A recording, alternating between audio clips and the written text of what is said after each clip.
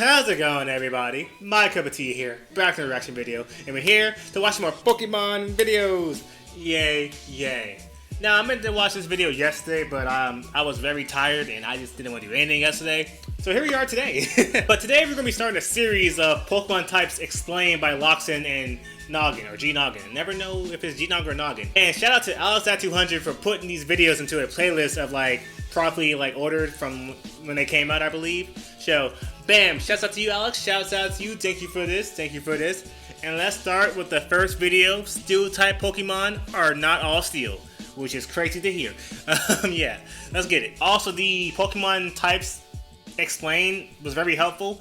Resistances, yeah, I gave up on that. I just no way I can remember all that. There's no way I can remember all that.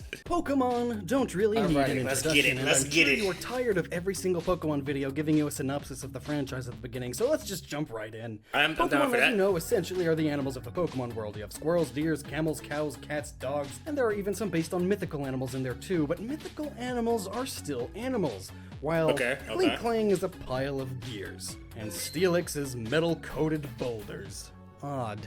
In fact, the whole steel type, or metal type in the card game, lineup of Pokemon seems strange. Steel isn't found anywhere in nature. It's a man-made thing. So where would so many Pokemon get steel coating and parts? Well, Steelix, what if on these Metagross. Pokemon it isn't actually steel? What if it's not steel, then what type of metal is it? For each Pokemon individually, that is. And that is exactly what this video is about. What? I have beef with Bastiodon. This right here. I have beef with this creature. I have beef with this Pokemon. You let me down. I have beef with you. Type of metal specifically are each of the steel type Pokemon, because they can't all be steel, clearly. Okay. Break it down for us. Break it down for us. The steel type was introduced in Generation 2, along with the dark type. This was to balance out the other types a bit. Steel was added to the typing of two Gen 1 Pokemon, Magnemite and Magneton, which previously were only electric type. Steel type Pokemon stand out from the crowded mass of Pokemon for having great defense against both physical and special attacks, and a large number of resistances. Also, they tend to be heavy, and thus have low speed. Steel type Pokemon are mainly inorganic in nature, some of them even representing robots and machines, which just raises all sorts of questions, but those are for another video. Out of all the Pokemon, there are only 5 pure Steel-type Pokemon as of Gen 7, and this is including Mega Evolutions. The 4 pure Steel are Registeel, Clink-Clang, and Klinklang. Beautiful names. Okay, so really just 2 Pokemon, because Klinklang and Klong or whatever, they're evolutions, okay. Beautiful Pokemon. And then there's also Mega Aggron. What is that? Attack on Titan, Armor Titan, but actually Steel thing? I have never seen that before. Argon? Klinklang. Beautiful names. Beautiful Pokemon. And then there's also Mega Aggron. Oh, Mega Aggron. Okay, never mind. I know what Aggron is. Not Mega. That's new to me. So, 5. That's not very many. But there are plenty of Pokemon that mix Steel and another type.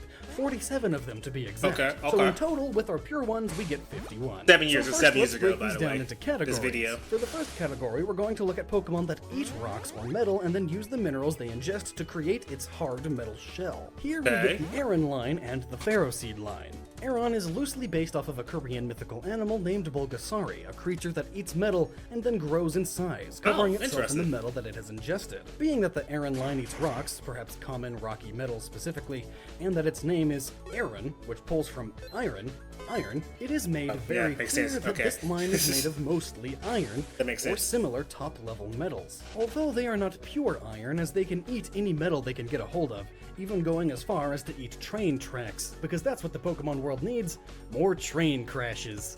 Thanks, Aron. Oh, no problem. But the combination of eating rocks and metal could be why they have rockier bottoms and insides and a more steel-like top shell. Steel, after all, is iron and carbon. This would explain the rock-steel typing too. And when Aggron Mega evolves, it loses the rock typing to become pure steel. And looking at it, yeah, now it has an all-steel shell, trading in all of the iron for more steel. Makes sense. The Ferroseed line is similar in appearance to a durian, a spiky fruit that tastes like Lemongrab's butt and bread. They are known to absorb the iron in the cave walls they stick to, forming bands around themselves to protect them from predators. Thus, both Ferroseed and Ferrothorn are covered in iron, especially given the name, since Ferro means to contain iron. Both of these Pokemon likely make their shells much like how turtles make their own shells, as an extension of their bones. Bones are made up of organic and I see the thought behind these pieces. Pokemon so far. In this instance, we are going to say their bones are inorganic, or at least the minerals the Pokemon ingest are inorganic, so therefore they are made from inorganic parts. Human bones are made up of collagen and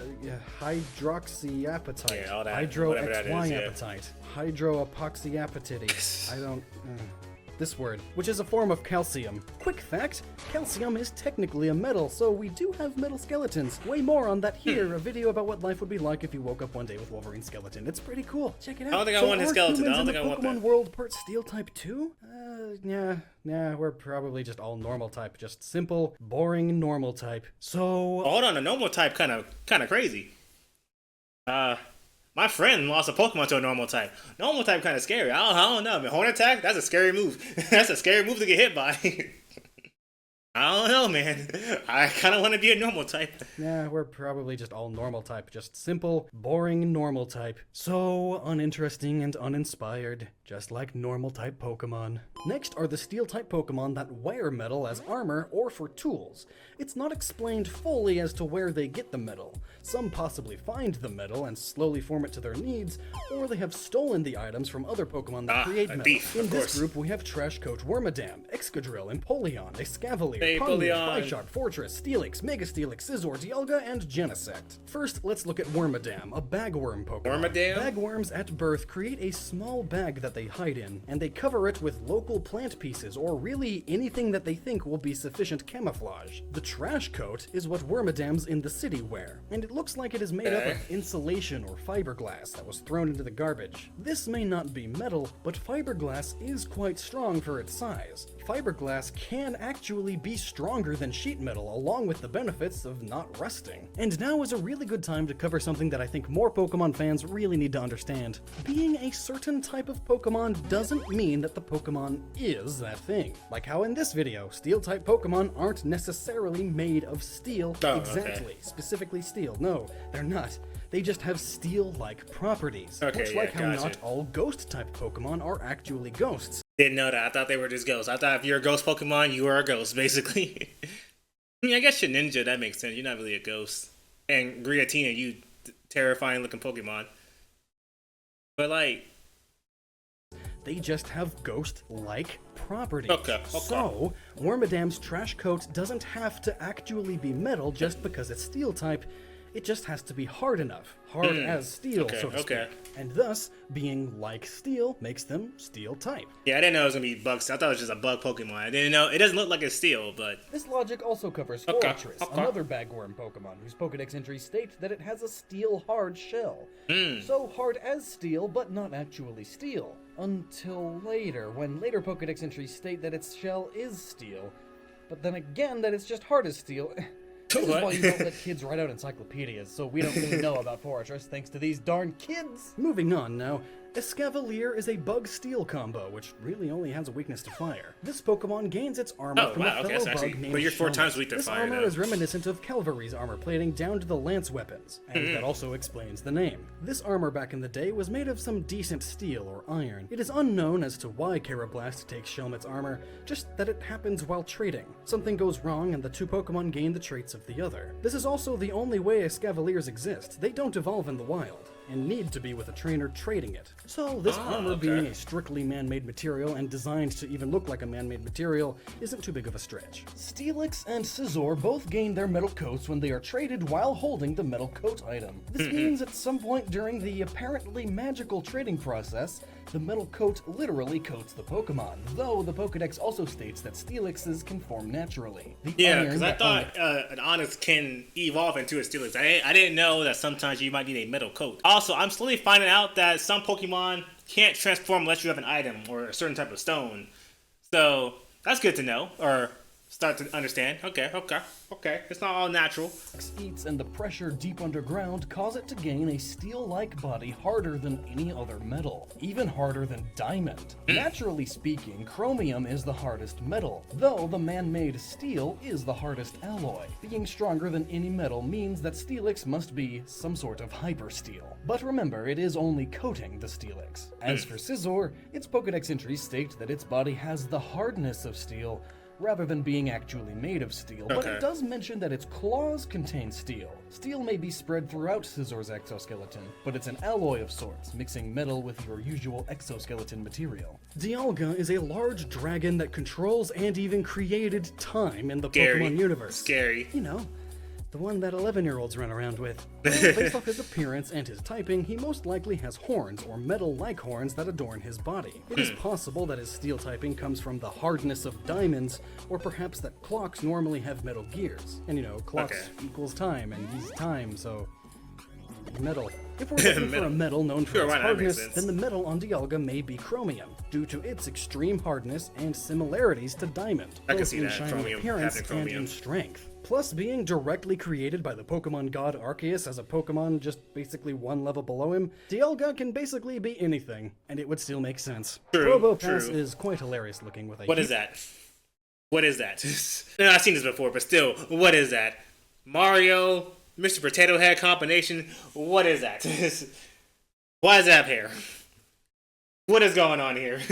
I can't push. Okay. Huge schnoz and thing, and it would still make sense. Probopass is quite hilarious looking with a huge schnoz and funny mustache. Wait, that mustache, where have I seen those before? Mario. There was like these magnetic toys that you'd see at the dollar store. What were they called? Google, help. Wooly Willy. These what is toys that? were filled with metal shavings, mostly iron, and they would gather around an internal magnet, and this isn't too far off with Probopass, as we see Nosepass evolve into Probopass only while leveling up in a highly magnetic zone, meaning that the mustache you see is actually iron shavings. While this Pokemon appears to not be made of metal exactly, it may contain a mix of magnetic elements, possibly being steel mixed with cobalt for the longevity of magnetism. This, of course, would explain the whole compass gimmick Probopass has. Pawniard and Bisharp have knife-like hands or arms with a bladed ribcage. Pawniard is based off a pawn, and a Ponegard, which is a small dagger, and it looks like it's wearing Ashigaru armor, which was Japanese foot soldier armor. Being based off of Japanese foot soldiers, it's definitely made of iron and steel, most likely low grade. Its weapons would also be made of low grade steel. Wait, hold on. Armor, which was Japanese knife-like hands or arms with a bladed ribcage. It looks like a pawn. A pawn and a Ponegard, which is a small dagger, and it looks like it's wearing Ashigaru armor, which was Japanese foot soldier armor.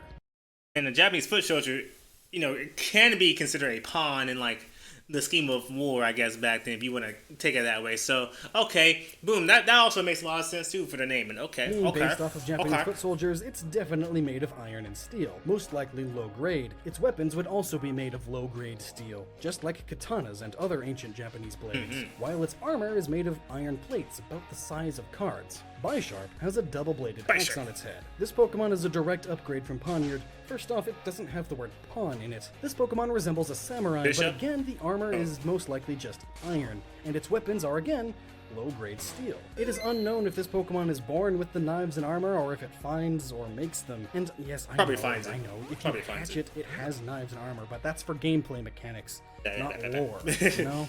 Moving on, Genesect. This poor creature was transformed from its normal extinct self into a weapon of mass destruction by Team Plasma. Much like Mewtwo, this Pokemon was made by science. It has an alloy exoskeleton that either replaced the exoskeleton of the bug Pokemon or covers it. It also had a large cannon attached to its back. Being a high-grade military weapon made by science, Genesect's armor is very likely to be made of high-grade reinforced titanium, or a high-grade titanium steel alloy. Titanium has one of the highest weights to strength ratios for metals. It also happens to resist corrosion and oxidization.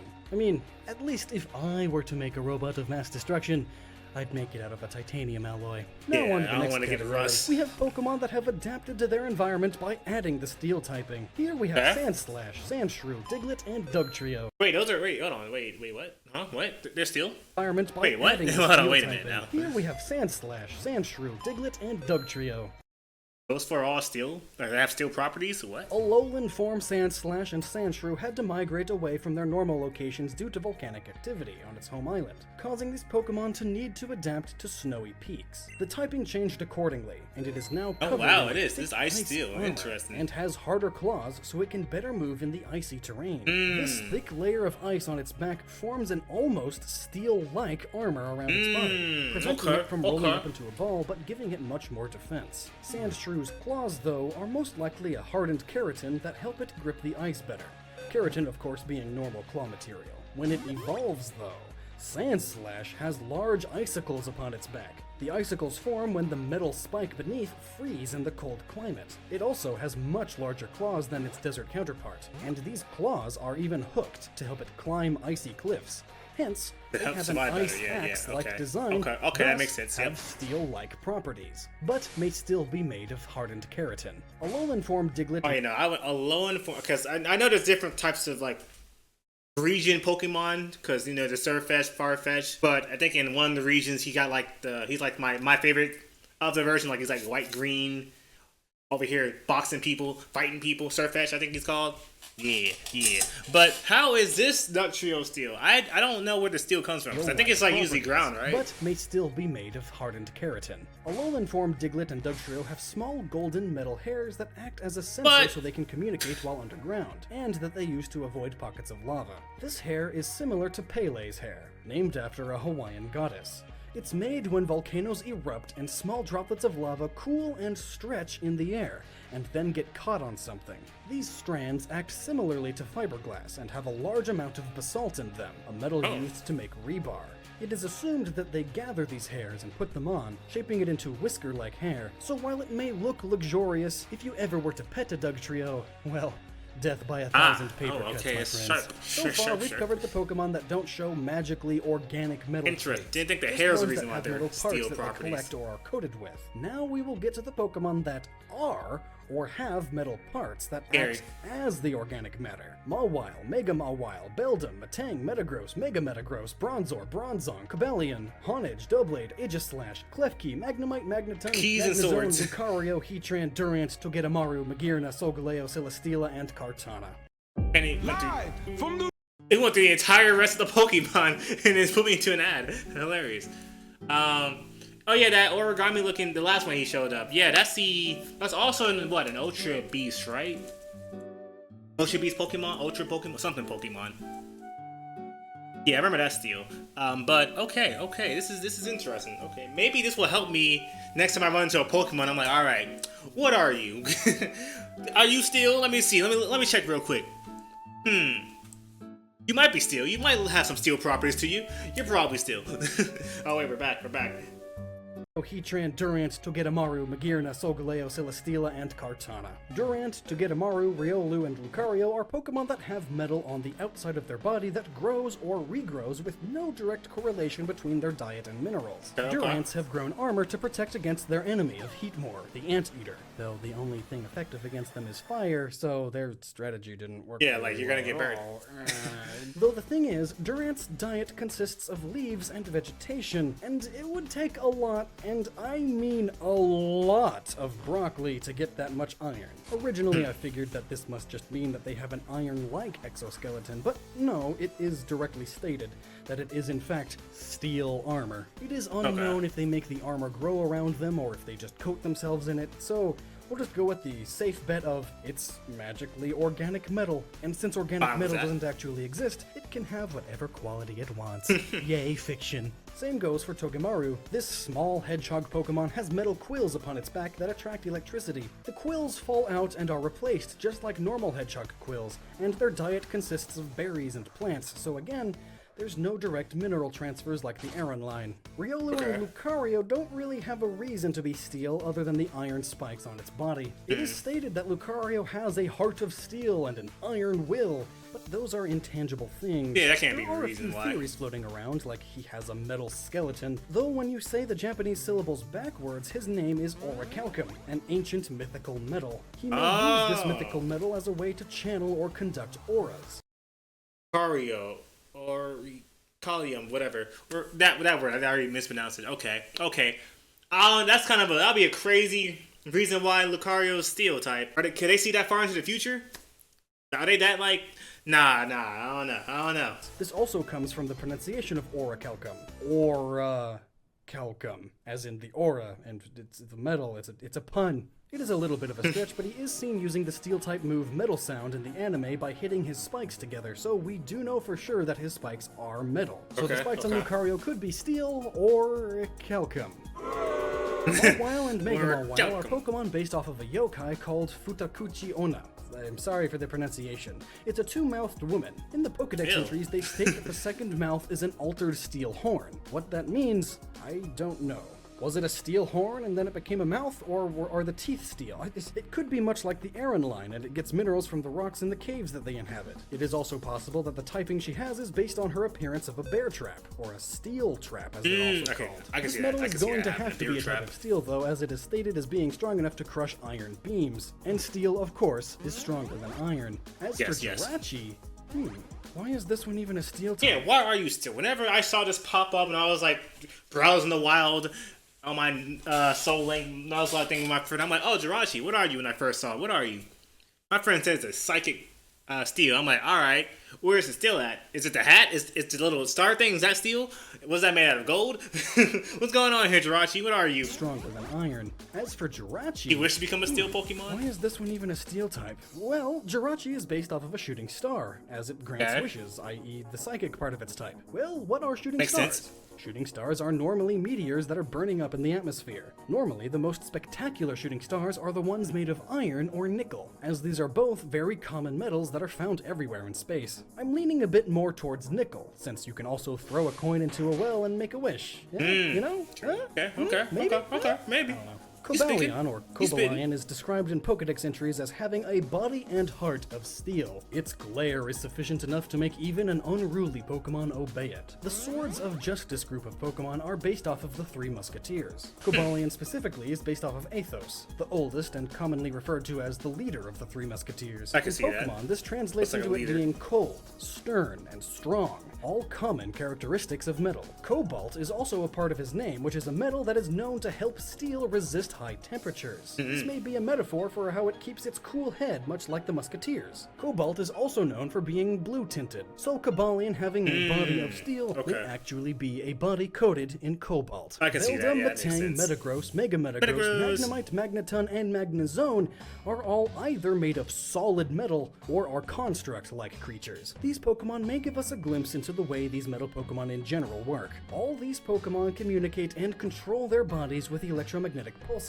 and by sending magnetic waves to repulse Earth's gravity. They do not need to eat, but they do sleep, perhaps to literally recharge. With magnetism being a large factor in these living constructs, they are most likely made of a very magnetic metal. It's hard to say what metal is the most magnetic, as magnetism is a force, but it's possible that the accents on these Pokemon are made of neodymium, iron, and boron. When these three metals are combined, they make a neodymium magnet. This is one of the strongest non-electromagnetic compounds, but the Magnemite line are electric type 2, so they could be made of silver, or alnico, a mixture or alloy of aluminum, nickel, and cobalt that is amplified with electricity. Pokemon that are similar are Honage, Doublade, Aegislash, and Magearna. They are all a sword, two swords, and then a sword and a shield. What? Are they sword fighting? Like, what's the complete typing of these three Pokemon? I mean, not sword fighting, steel fighting. And what I say, sword fighting.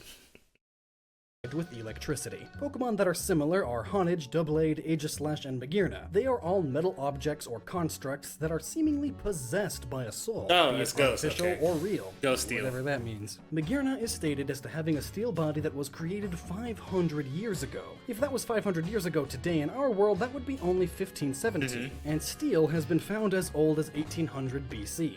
Yeah, that's right, BC. That's 3,817 years ago that we were starting to mess with steel in our weapons and tools. So only 500 years ago? It's totally possible then that they had a good enough manufacturing process to create a construct of this complexity. It's some seriously real Da Vinci I doubt it though, but yeah. Honage, Doublade, and Aegislash are all possessed swords that are made of common steel. While Aegislash may appear gold, it is most likely a decoration or thin layer of gold or golding agent to give the appearance of gold, which was common for the more decorative swords of kings, but gold itself is far too soft to be used on a sword. There is also the Klinklang line, being pure steel type, and being literally gears that are alive somehow. And being that they began existing during the Industrial Revolution, it's easy to point to the steel gears that were used during the time period, and say that Klinklang is literally that, but alive. But then Registeel gets interesting. It's stated that its body can never be scratched. Scary. The Regiline are scary. They're scary because I'm pretty sure they can blow up. But yeah, Cannot be scratched, huh? You know what? I believe it. I believe it. Then Registeel gets interesting. It's stated that its body can never be scratched. Never? Really? There are scratch-resistant metals, but with enough force you can scratch anything. Well, thankfully, the Pokédex also makes this easy by stating that the metal composing its body is thought to be a curious substance that is not that's of okay, this Earth. okay. So it's some sort of alien metal we don't know about. Oh, Klefki. You didn't think I forgot about Klefki like everyone else does, do you? Well, I did. Klefki is Never a key ring, or it's a small sentient ring that has a crow-like brain and wants to steal and hold on to all of the keys it comes across because its head is a key. Klefki. Hey, whoa, hey, no, I need my key to get inside my car in my house. No, don't do that.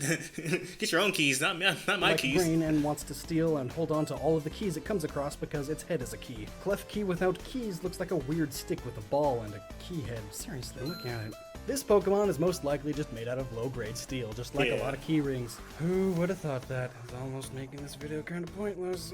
I thought it would be more interesting. But really, steel is such an integral part of our society that it's hard to base something off of metal and just have it not be steel or iron. Really, iron is just steel but less carbon atoms in between the bonds. The legendary Heatran is a molten pile of metal that lives in caves near lava tubes. Heatran is made of rugged steel as stated by his Pokédex entry, and actually isn't even molten anyways. Heatran can harden, but due to its internal body heat, it does melt in some spots. It actually has boiling blood even, so it is believed that it needs to stay near volcanic activity so that it wastes less energy just trying to stay alive. Solgaleo is the Pokemon representative of the sun, which confused some people as to why it's psychic steel type and not psychic fire. Wait, what? Hold on. Time out. We're going back. Representative of the sun, which confused energy just trying to stay alive. Solgaleo is the Pokemon representative of the sun, which representative of the sun.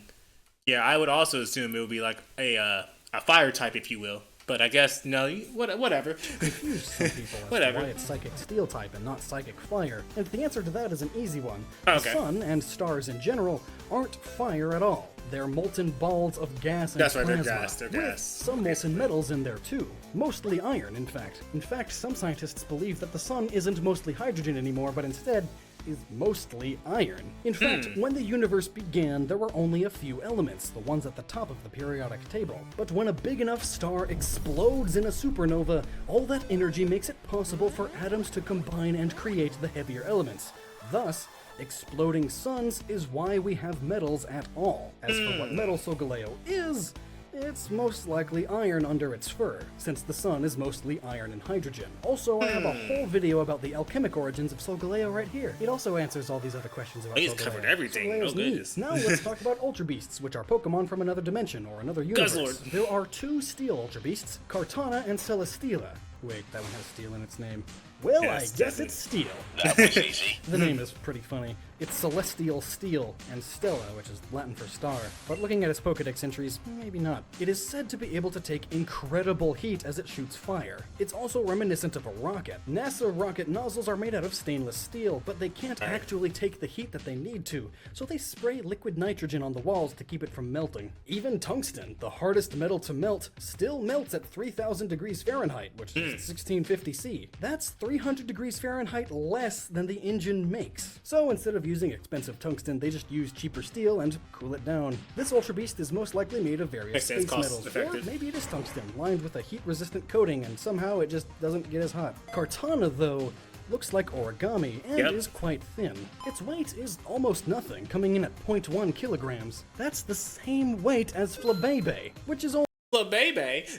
Are these like the smallest or like the lightest Pokemon in the series? only 4 inches, while Kartana is a foot tall, which is still small, but still. This must mean it is crazy thin, or it is a very light metal. It looks like paper, but paper isn't nearly strong enough for Not at all. Kartana's feats. So It how also is it wouldn't give steel? it the steel typing. It is possible that it is an aluminum-steel mix, or possibly only aluminum, sacrificing like the rigidity aluminum. of steel for Just the speed aluminum. and lightweightness of aluminum, or possibly a titanium alloy mix to give it strength. It is said to be strong enough to cut a steel tower in one slice, though this leads me to believe that it is some sort of fictional alien metal that is able to shear down to a single molecular blade, kind of like obsidian. Still though, based on the science we know today, That is completely impossible. So, fictional alien metal it is. It does. Yeah, we gotta go with that. There's nothing else that could come from another universe. That light. That was easy. For the next category, let's look at steel-type Pokemon that are known to not be made of metal, but have the characteristics of metal or strong as metal body parts. Meaning, like we mentioned earlier, these Pokemon are as hard as metal, but are not actually metal. Skarmory, Shieldon, and Bastodon. Skarmory, surprisingly, is not made of steel, or at least not really? Looks like it. This one's complicated. It has steel-like wings that have become as strong as steel from healing the constant abuse that they receive in their nests that are made of briar bushes. Oh, hey, I just hatched and now I'm bleeding everywhere. Thanks for the amazing nest, Mom. But there is a bit of debate between the games, as some games like Silver, X, Soul Silver, and Fire Red state that they are made by the chicks living in thorns, so they heal constantly, making them stronger and stronger to the point of being feathers as strong as steel. While other games like Moon and Sapphire state that they are steel, but they can also fall off once they become damaged and regrow completely. People in ancient Alola even used their feathers as swords, so it is steel, or is it feather as strong as steel? I'm gonna go as strong as steel. Feather that magically became as strong as steel by becoming literally steel? I suppose so, though I don't know how that's possible. But yeah, there you go. Pokemon, yeah, fiction. And then they can just regrow the steel perfectly fine. Sure. Shieldon and Bastiodon are both ancient dinosaur Pokemon. Bastiodon boasts the highest defense and special defense score of any of the fossil Pokemon, by the way. Both Pokemon are based loosely off of the Protoceratops, or Chasmosaurus. Both dinosaurs with very large heads, although in real life these head plates were not as strong as you would think. All they really did was make the dinosaur look larger and thus more imposing, warding off any predators. In the case of Shieldon, the shield Pokemon, it's surprising to learn that its shield only looks like metal. What? So wait, this entire time, wait, why are they still in? Probably, maybe they're as hard as metal? Probably, yeah. I really thought this was like metal this entire time when I saw it. As its Pokedex entries state, the skin on its face is very hard hide, and it has a habit of polishing it by rubbing against trees. So their shield faces are just really, really tough skin, like the skin of a rhino with perhaps a hard bone underneath. And Bastiodon continues this. And now the final category. We have Pokemon with metal that is pretty much unknown as to where the metal comes from. Oh, okay. In other words, this is miscellaneous, or it's hard. I don't know. Help. Empoleon. Yeah. Where's your metal come from? Because you're water. You started as a little Piplup, and all of a sudden I'm stealing that with my suit, my suit and tie. A Napoleonic penguin that has always been one of the coolest starters in my book. In the Pokedex entries, it states that it uses the sharp part of its fin to cut the ice to swim faster in the Arctic. Many boats have fins and protrusions called icebreakers that help the ship from getting stuck in the ice. This metal is made of very high-strength steel. The fins on Empoleon are possibly made of a similar. Oh, whoa, who cares anymore? You saw how he just appeared on that? Wait a minute, he showed up like he's the final boss. He's like, yeah, you about to get packed up, you mess with me. Hold on. Made of very high-strength steel. The fins on Empoleon are over here. Made of That's dope. Steel, that's hype. It is unknown as to if this Pokemon grows the steel. Oh, then he pointing at me? Who is this man? He the final boss of this game? Why are you pointing at me like that? Why are you pointing like that?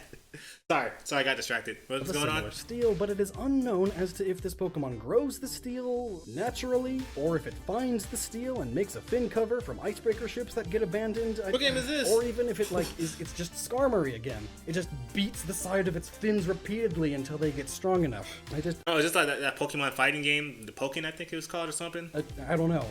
There's not enough information. Excadrill drills are said to be strong steel that can bore through iron plates. These drills are most likely made of a cobalt steel mix. The cobalt gives the steel a much higher heat resistance without sacrificing the toughness of the steel. This would allow it to drill faster and even through tougher things like iron, even cast iron. But again, it is not explained how it gets these drills, as Drillbur doesn't have metal claws. But it could be the same logic again with Skarmory, having used the claws so rapidly so much they became stronger and stronger like a callus. And just I don't know about catching it, but do you eventually developed into this mixture. That is, of course, 100% theory, though. Though really, I suppose that's what most of this video is. So now we know, or at least have an idea about what types of metal each of the steel Pokemon are. Or at least what they should be. But the real question is, are these Pokemon really alive? I mean, some of them obviously are. Yeah, some of them are. What about some of the not so?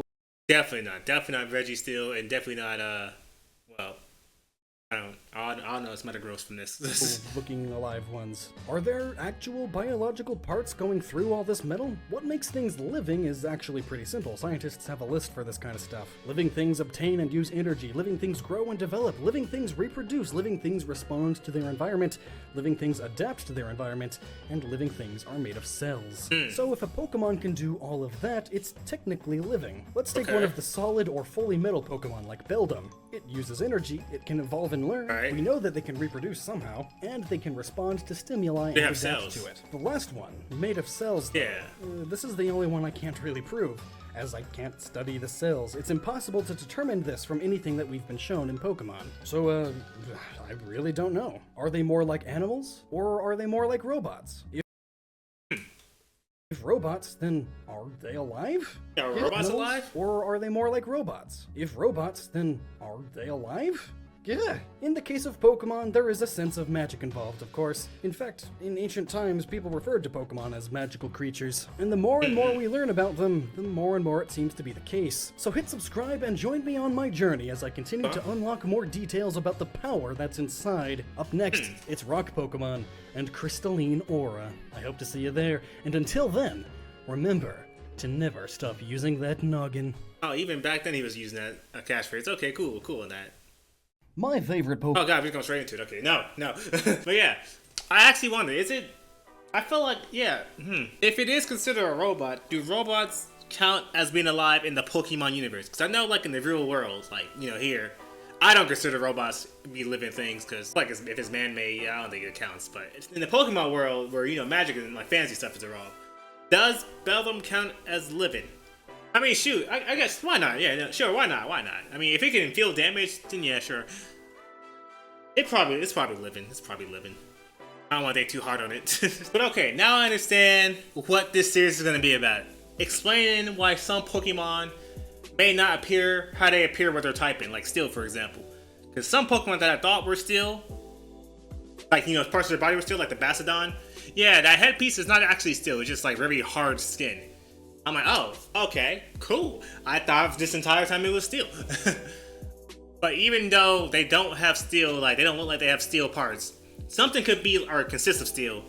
It could be like as hard as steel or harder than steel, which would count as it being a steel type Pokemon or part of the steel. You know what I'm trying to say. But okay, cool. Well, I think now the next types of Pokemon I'm curious about, like the Pokemon types, might be Poison and Dark. Because really, what counts as you being a dark Pokemon? Like, how can you tell what's a dark Pokemon? Because there was this, what was it, Kingler? Not Kingler. I don't know, I forgot. It was some Pokemon where I'm like, oh, you look like you're just pure water. Nah, I'm actually a dark type as well. Because I tried to hit it with a psychic move and it said, does not work, or immune or something like that. I'm like, huh? What are you? My friend said, oh yeah, that's a dark Pokemon. What? What do you mean? Where is it? I don't see it. Crowdot? It was something. I started with a C. I can't remember. If I remember when I'm editing this video, I'll put up a picture. If it is a dark type Pokemon, or part dark, whatever.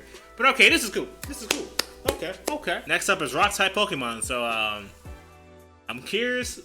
Rock is also kind of weird too, because some Pokemon don't look like they're rock as well. But I'm gonna end the video right here. Got some more stuff I'm gonna check out. So, hope you enjoyed my reaction. Hope you enjoyed the video. And thank you for watching. MyCupOfTea is out of here. Let's see you later. Pokemon logic.